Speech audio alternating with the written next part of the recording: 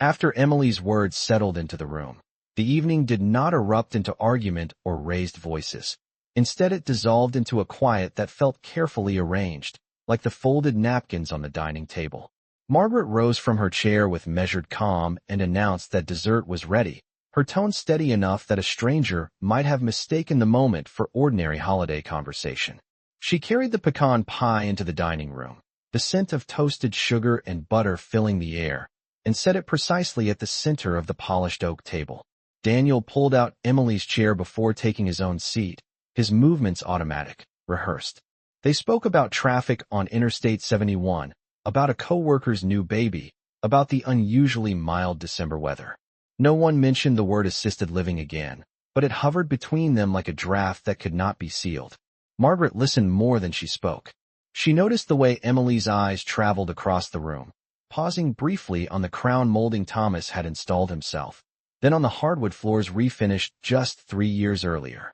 She noticed Daniel nodding along when Emily described a retirement community 30 minutes away that offered meal plans and transportation services. Margaret cut 3 even slices of pie, her hand steady, though she did not take a bite of her own. Later, when the dishes were stacked neatly in the sink and the leftovers packed into containers, Daniel checked his watch and announced they should head home before the roads iced over. Emily hugged Margaret lightly, her embrace brief and polite. Daniel's hug lingered a second longer, but his eyes were already shifting toward the door. When their car finally backed out of the driveway, the red tail lights disappearing at the end of the street, Margaret stood at the front window until the darkness swallowed them completely. The house grew quiet in a way that felt deeper than silence. The ticking clock in the hallway seemed louder than before. She turned off the porch light, then returned to the living room where the Christmas tree continued to glow, patient and unchanged. 8 months earlier, after Thomas's funeral, neighbors had filled these same rooms with casseroles and sympathy cards. Margaret had thanked each person with composed gratitude, assuring them she was managing just fine. In truth, she had learned to measure her days carefully. Mornings began with coffee at the kitchen table and the local newspaper spread open beside her. She paid bills on the first of every month without fail, balancing her checkbook down to the last dollar. She kept the thermostat at 68 degrees in winter to control costs and shoveled the driveway herself after the first snowfall. She had even met with a financial advisor to ensure that her pension and savings would last. There had been no unpaid debts, no overdue notices, no signs that she could not maintain the life she and Thomas built. Yet over the past few months, conversations with Daniel had shifted. He called less often. When he did visit, Emily frequently accompanied him, bringing brochures tucked discreetly into her leather tote bag. Margaret had once found one of those pamphlets left behind on the kitchen counter, its glossy cover displaying smiling seniors playing cards beneath bright chandeliers. She had folded it carefully and placed it in a drawer without comment. That night, standing alone in the soft glow of the tree lights, she picked up the framed photograph from the mantel and traced Thomas's outline with her thumb. The house did not feel too large. It felt earned. She set the photograph back in its place and began turning off the lights one by one, leaving only the tree illuminated. In the reflection of the darkened window, she saw herself clearly, not diminished, not fragile, but watchful. The conversation at dinner had not surprised her as much as it confirmed something she had been sensing for weeks. She moved through the house slowly, checking each lock before heading upstairs. When she reached the bedroom, she paused at Thomas's side of the bed, smoothing the quilt as she had every night since August. The room held no fear, only memory. Margaret switched off the lamp, letting the room fall into darkness, her mind quiet but alert, as though a decision had begun forming long before Christmas Eve ever arrived. 3 days after Christmas, Margaret was standing at the kitchen sink when she noticed the first small change. The mailbox across the street had its red flag raised, and a thin layer of frost clung to the edges of her front lawn, but what caught her attention was not the winter morning. It was the unfamiliar sedan parked briefly at the curb before pulling away. She dried, her hands slowly on a dish towel, and moved toward the front window without appearing hurried.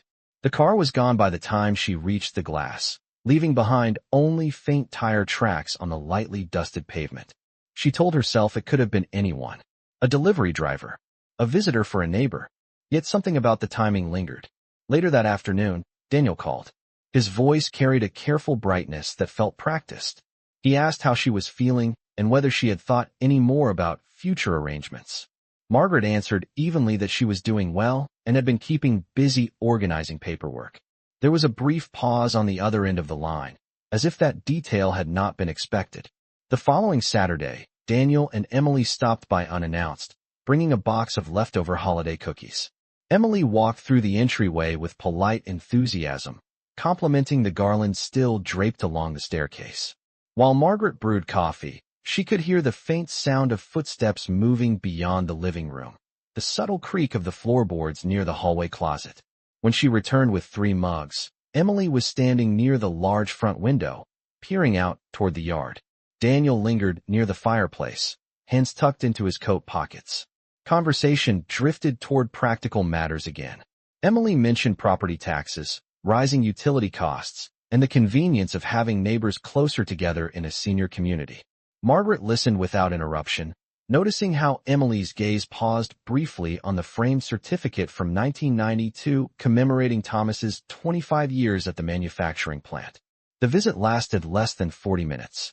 As they prepared to leave, Emily asked casually whether Margaret still had copies of the deed and insurance documents stored somewhere accessible, suggesting it would be helpful just in case of emergencies. Margaret smiled gently and replied that everything was in order.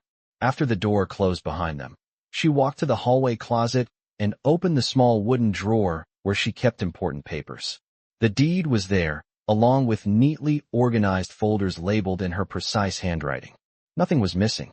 Still, she sensed a shift, not dramatic, not confrontational, but deliberate. The next morning, while retrieving her newspaper from the driveway, she noticed a business card tucked beneath the rubber band securing the pages. It bore the name of a local real estate agent and a handwritten note offering a complimentary home valuation. Margaret turned the card over in her hand, studying the glossy finish. She had not requested any valuation. She carried the newspaper inside and placed the card beside the coffee maker without comment. Over the next week, subtle details accumulated. Emily texted Daniel during one of his phone calls, prompting him to ask again about the size of the master bedroom and whether the basement had ever experienced flooding. Margaret answered factually, her tone calm, though she felt the pattern forming like a puzzle assembling itself without her consent. On Thursday afternoon, her neighbor Eleanor Brooks knocked on the door, cheeks pink from the cold. Eleanor mentioned in passing that she had seen Emily speaking with a man near the sidewalk earlier that week, gesturing toward the house while reviewing something on a tablet. Margaret thanked her for the information with composed gratitude, offering a warm smile that revealed nothing of her thoughts. That evening, she sat at the dining table with a legal pad and began writing down dates, times, and small observations, not out of fear, but out of clarity. The house remained steady around her, the furnace humming softly, the hardwood floors solid beneath her feet. She did not confront anyone. She did not accuse. She simply observed, gathering details the way she once gathered receipts for monthly expenses. By the time the New Year decorations replaced the Christmas garland, Margaret understood that the conversation on Christmas Eve had not been spontaneous. It had been a beginning, and she had no intention of being the last to understand what was unfolding within the walls she had spent nearly 4 decades protecting. On the first Monday of January, Margaret placed her handwritten notes into a plain manila folder and slid it into her handbag before driving downtown. The morning air was sharp, 28 degrees according to the bank sign she passed on Main Street, and a thin crust of snow lined the sidewalks. She parked her sedan in the same metered space she had used years ago when she worked at the public library and walked the 2 blocks to Harold Jenkins's law office. The brass plaque by the door had not changed in over a decade. Inside, the waiting room smelled faintly of paper and polished wood. Margaret removed her gloves carefully and sat upright, her posture composed, as though she were attending a routine appointment rather than responding to a quiet shift within her own family. When Harold entered the room, his expression carried recognition and sympathy. He had handled Thomas's will 8 months earlier, guiding Margaret through paperwork with steady professionalism. After brief pleasantries, she explained, in calm and precise language, that she wanted to review her estate documents. She did not dramatize. She did not accuse. She simply described recent conversations and her desire to ensure that her assets were protected according to her own wishes. Harold listened without interruption, occasionally making notes. He asked whether anyone held power of attorney. Margaret confirmed that no changes had been made since Thomas's passing and that all accounts remained solely in her name. She requested information about placing the house into a trust, one that would prevent any sale or transfer without her explicit consent. Harold explained the process in measured detail, outlining the benefits of an irrevocable trust and the legal protections it could provide. Margaret nodded slowly, absorbing each word. The meeting lasted nearly an hour. By the end, preliminary paperwork was drafted and a follow-up appointment was scheduled for later that week. When she stepped back onto the sidewalk, the winter sun felt brighter than before, reflecting off storefront windows. She did not feel triumphant. She felt steady. That afternoon, Daniel called again. He mentioned that a real estate agent had left a message offering a complimentary market analysis and asked whether Margaret had received a similar card. She replied that she had, and that she found it curious given that she had not expressed interest in selling. There was a brief silence on the line before Daniel suggested that it was probably just seasonal marketing. Margaret agreed lightly, her tone neutral, revealing nothing of her morning downtown. Over the next several days, she moved through her routines with quiet purpose. She gathered bank statements, insurance policies, and property tax records, placing them into labeled folders. She scheduled a home inspection, not because she doubted the house, but because she wanted documentation of its condition. Each action was deliberate, methodical, reflecting the same discipline she had once applied to balancing the family budget when Daniel was young. On Thursday, she returned to Harold's office to sign the trust documents. The language was formal, precise, and binding. Once completed, the deed to the house would transfer into the trust, naming a charitable foundation and the local church as beneficiaries upon her passing, ensuring the property would not become a bargaining chip in private negotiations. Harold assured her that the arrangement would remain confidential unless she chose to disclose it. Margaret thanked him, her handshake firm despite the cold air outside. That evening, she stood in her living room as twilight settled beyond the windows. The house felt unchanged, the same hardwood floors, the same framed photographs, the same quiet hum of the furnace. Yet beneath that familiarity lay a subtle shift. She had not confronted Daniel. She had not challenged Emily. Instead, she had secured something far more enduring than a verbal argument. As she adjusted the lace runner on the dining table, aligning it carefully down the center, she understood that control did not require raised voices or dramatic gestures. It required foresight. The following Sunday, when Daniel mentioned stopping by again to discuss next steps, Margaret welcomed the visit warmly.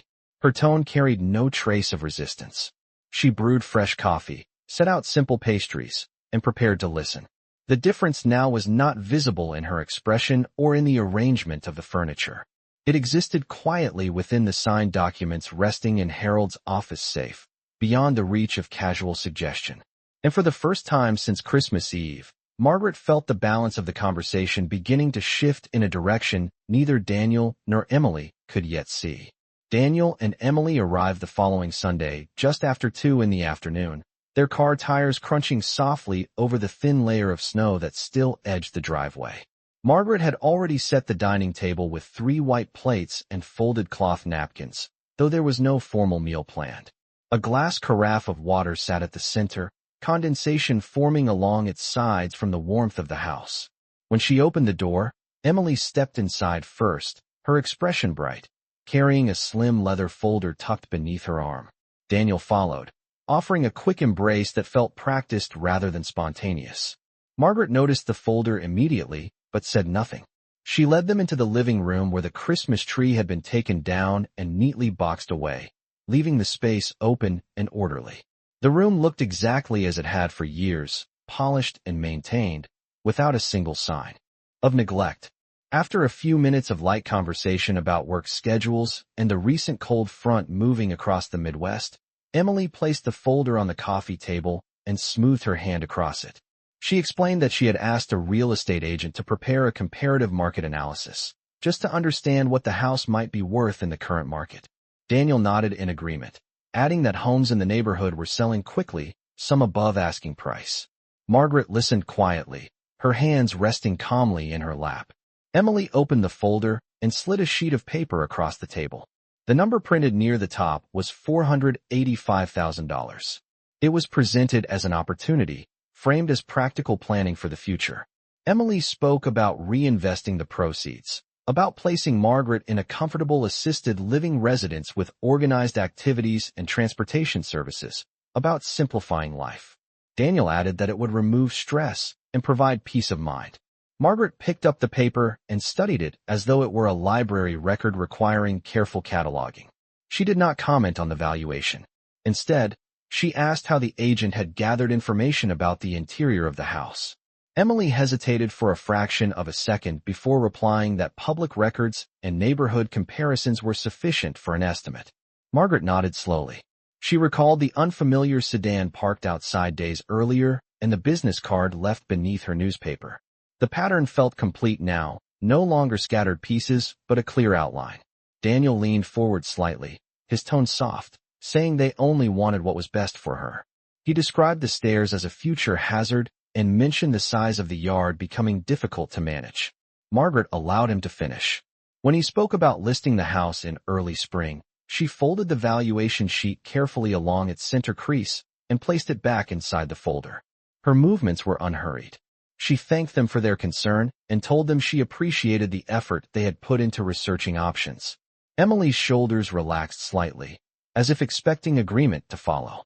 Instead, Margaret stood and walked toward the hallway, returning moments later with a slim envelope.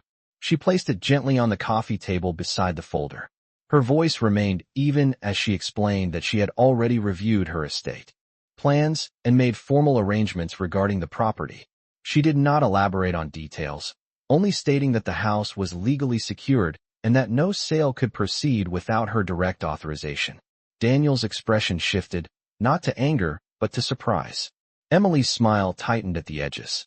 Margaret did not raise her voice. She did not accuse them of overstepping. She simply stated that she was capable of managing her affairs and that any future decisions would be made in her own time. The room grew quiet. The only sound the steady hum of the furnace cycling on against the winter chill. Outside, a thin band of sunlight broke through the clouds, casting a pale glow across the living room floor. Margaret remained standing, her posture straight, her gaze calm and unwavering. In that silence, it became clear that the conversation had changed direction. The house was no longer an abstract opportunity printed on paper. It was protected, structured, and no longer available for quiet negotiation. Daniel cleared his throat, glancing at Emily before nodding slowly. Margaret walked them to the door with the same courtesy she had always shown, her hand resting briefly on the polished wood frame as they stepped outside. When the door closed, she did not lean against it or sigh in relief. She simply turned the lock with a steady hand, knowing that the foundation beneath her feet was now reinforced not by argument, but by decision.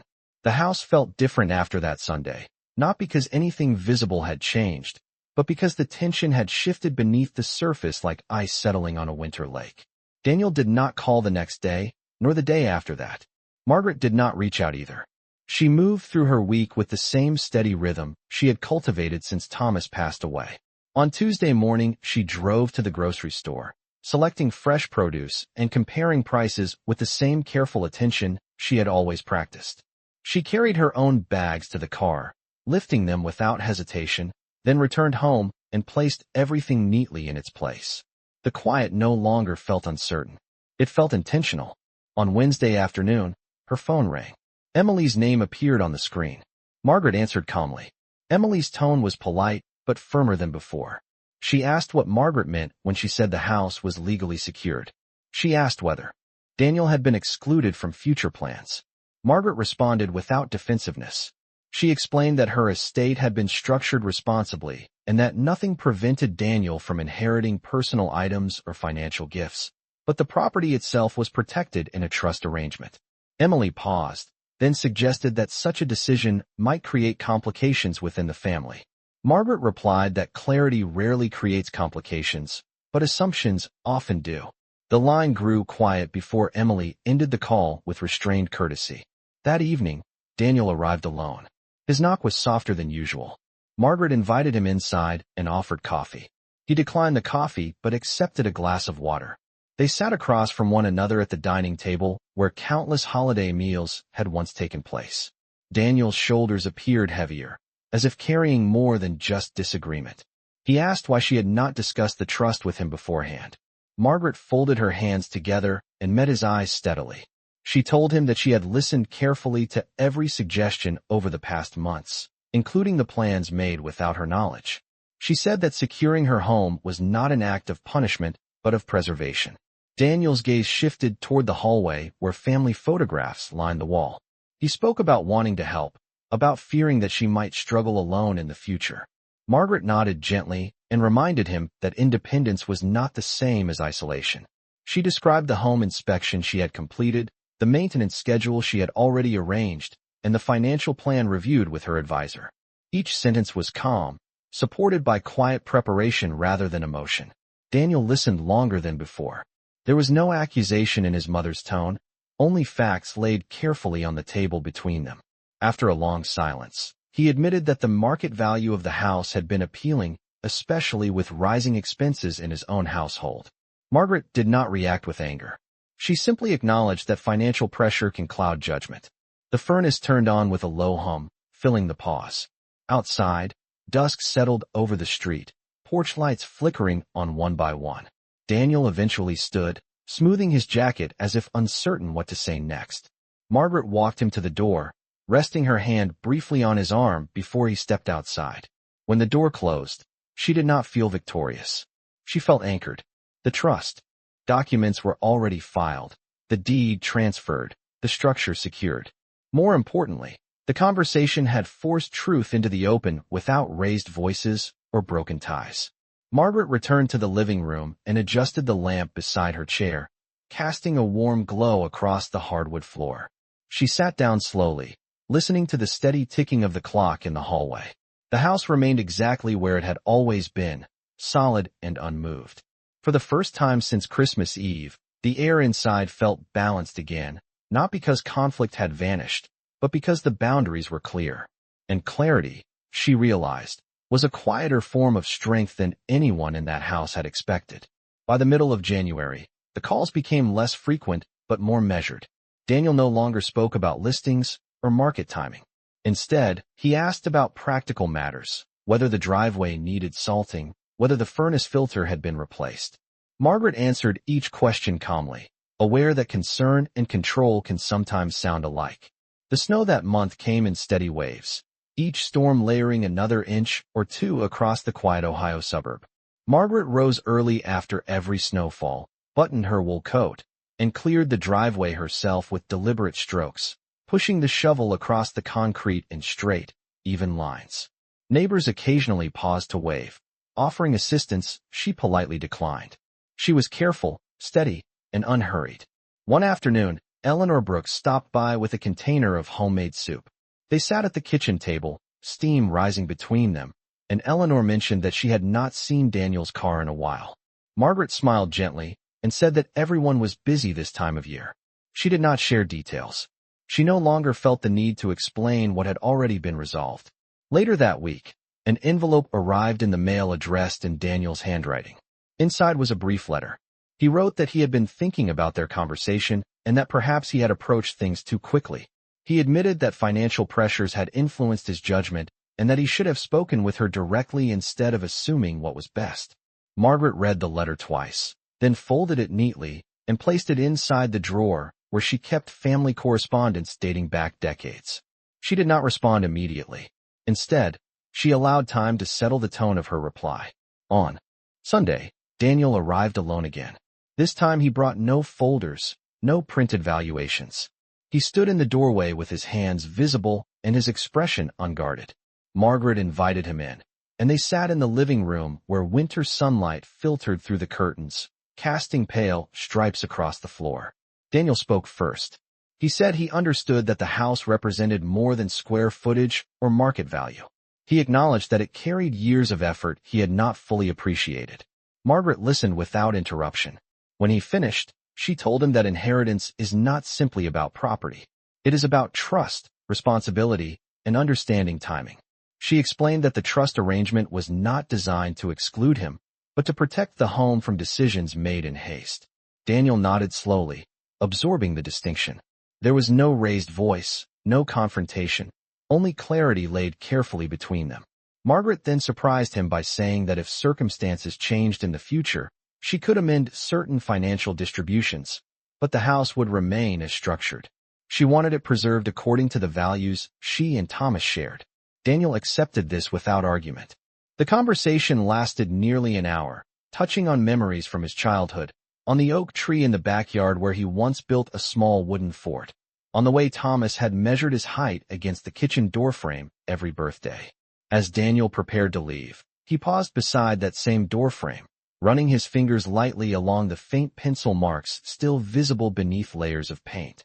Margaret watched quietly, understanding that recognition sometimes arrives slowly but stays firmly once it does. When the door closed behind him, she did not feel tension lingering in the air. The house remained steady, its walls unchanged, but something within the family dynamic had shifted toward respect. Margaret moved to the window and looked out at the snow-covered yard, the oak tree standing tall and undisturbed. The boundaries she had drawn were intact, not as barriers, but as foundations. In the quiet of the afternoon, with the furnace humming gently and sunlight reflecting off the white lawn, she understood that strength does not always announce itself. Sometimes it settles quietly into place, firm and immovable, shaping the future without needing to declare victory. By early February, the rhythm of the household had settled into something quieter but more honest. Daniel visited every other Sunday now, sometimes alone, sometimes with Emily, but the tone had shifted. There were no more folders placed on the coffee table, no more printed valuations slid across polished wood. Instead, conversations revolved around practical matters and shared memories. On one particularly cold afternoon, with temperatures hovering just below 30 degrees and a thin sheet of ice lining the sidewalks, Daniel and Emily arrived together, carrying a small box of pastries from a local bakery. Margaret noticed immediately that Emily's posture was less assertive, her smile less rehearsed. They removed their coats and sat at the dining table where sunlight reflected off the glass of the china cabinet. For a few moments, no one mentioned the house. It was Daniel who eventually spoke, clearing his throat and saying that he and Emily had reviewed their finances carefully over the past month. Rising mortgage payments and credit card balances had created pressure, and in that pressure they had looked for solutions too quickly. Emily added that she had allowed the potential sale of the property to feel like an easy answer. Her voice was steady, not defensive, but noticeably subdued. Margaret listened with the same calm expression she had maintained since Christmas Eve. She did not interrupt. She allowed the weight of their admission to settle fully before responding. When she did speak, her tone remained gentle. She explained that financial strain can distort priorities, especially when opportunity appears convenient. She told them she understood the temptation of quick relief. What mattered, she said, was recognizing when a solution compromises something deeper than money. Daniel nodded slowly. Emily's gaze dropped briefly to her hands resting on the table. The silence that followed was no longer sharp. It was reflective. Margaret then reached into a nearby drawer and removed a thin envelope. She placed it on the table, sliding it toward Daniel. Inside was a copy of the trust summary, not the full legal documentation, but enough to outline the structure clearly. She explained that the house would remain protected, that upon her passing it would transfer according to the values she and Thomas had defined. However, she also revealed that a separate investment account had been established for Daniel, one that would grow over time and could provide support when needed. The distinction was intentional. The house represented legacy. The account represented care. Daniel's eyes lifted in surprise. Emily looked up as well, confusion giving way to understanding. Margaret made it clear that generosity would never be extracted through pressure, but it would always be offered through respect. She described the years she and Thomas had spent budgeting carefully, paying off the 30-year mortgage in 22 years, sacrificing vacations to ensure stability. The house was not simply an asset. It was proof of discipline and partnership. Emily finally spoke, acknowledging that she had underestimated what the home symbolized. Her voice carried a sincerity that had not been present before. Margaret accepted the acknowledgement without triumph. She stood and walked to the living room, gesturing for them to follow. Together they paused before the framed photograph of Thomas by the fireplace. Margaret explained that preserving the house honored not only her own independence, but also the effort Thomas had invested in building it. Daniel rested his hand lightly against the mantel, absorbing the quiet truth in her words. There were no raised voices, no dramatic gestures, only a subtle recalibration of understanding. When they returned to the dining table, the atmosphere felt lighter, as if something unspoken had finally been addressed. The pastries remained untouched, but the tension that once surrounded the table had softened into something more stable. As afternoon light faded into early evening, Daniel and Emily prepared to leave. This time, Emily's hug lingered slightly longer, less formal, more grounded. Margaret walked them to the door and watched as their car disappeared down the street, not with suspicion, but with measured confidence. The house remained steady behind her, its walls unchanged, its foundation firm. Yet within its quiet rooms, a new balance had taken shape, built not on confrontation, but on boundaries clearly drawn and finally understood. By the time March arrived, the snow had begun to recede in uneven patches across the lawn, revealing thin blades of grass beneath the thawing ground. The oak tree in the backyard stood bare but steady, its branches outlined against a pale afternoon sky. Inside the house, sunlight filtered through newly cleaned windows, illuminating dust motes that drifted lazily through the quiet air. Margaret moved through the living room with a soft cloth in her hand, polishing the wooden bookshelf Thomas had built nearly 3 decades earlier.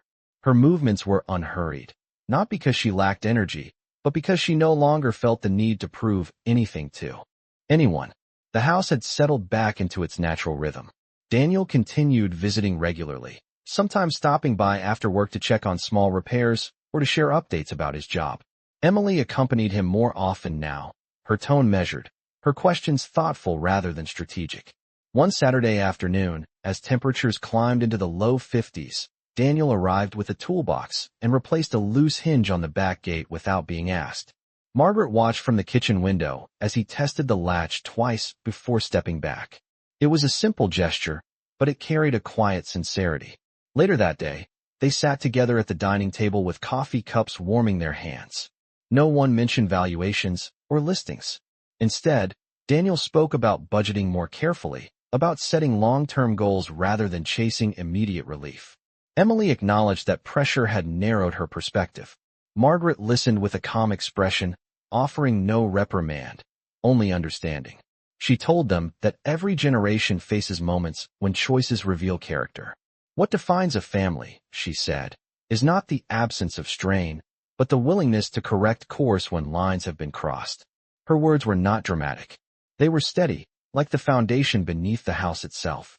As spring approached, Margaret planted small pots of white geraniums along the front porch, kneeling carefully on a folded cushion. The air smelled of damp soil and renewal. Neighbors waved as they passed, commenting on the improving weather.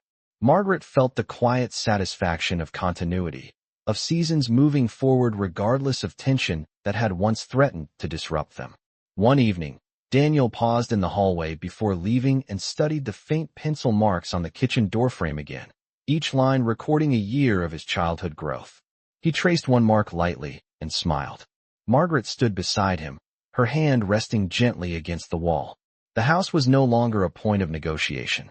It had returned to what it had always been, a record of shared history and disciplined effort. When Daniel and Emily drove away that evening, Margaret remained at the doorway for a moment longer, watching the last light of sunset stretch across the quiet street.